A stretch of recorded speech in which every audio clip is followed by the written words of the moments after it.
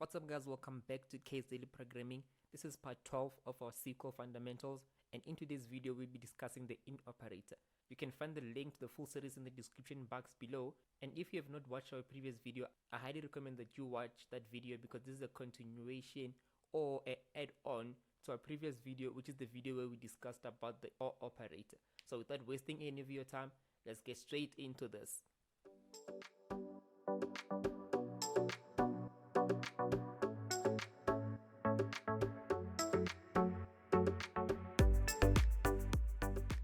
This is going to be a very short video. In this video, we are going to be discussing the in operator.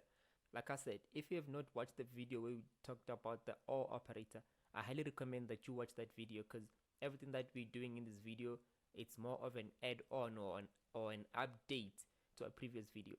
So what exactly is the in operator? So the in operator allows you to specify multiple values in a word clause. In simple terms, the in operator is a shorthand for multiple OR condition. So what it does is it allows you to specify multiple OR conditions with a short form of code. A better example would be something like this. Let's say I want to select, let's check how our marks table look. So this is our mark table. So imagine if I wanted the records where a mark is equal to, let me just pick the first 3 rows, where is equal to 85, 73, and 55. So you'll have to do something like this. Give me all records where mark is equal to 85 or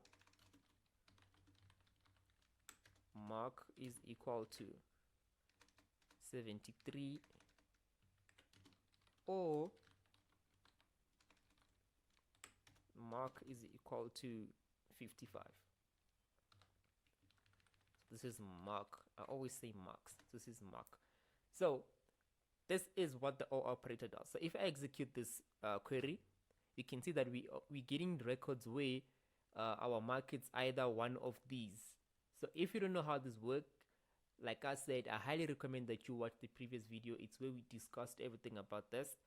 So if you look at this, we're only getting records where our mark is either 85, 73, or 55. So this is the case here. So the in operator is a shorthand form of this. It allows you to specify multiple OR conditions, but with a short version of code. So it works something like this. Instead of specifying multiple OR conditions, so what you do is you say give me mark where the mark in, you open the bracket, then you specify the values inside. So in this case, we want where mark is equal to 85, 73, or 55. So this is how the in operator works. So if I execute this, I'm expecting the very same output as this because it's the same thing that we did before, but this is the shorthand version of multiple OR condition. So let's execute this code. So if we execute that, so you can see that our output is still the same.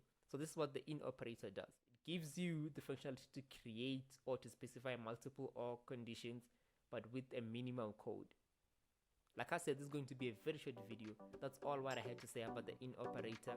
So if you guys have watched this far, don't forget to subscribe, smash that like button, and I'll see you guys in the next video where we'll be talking about the AND operator.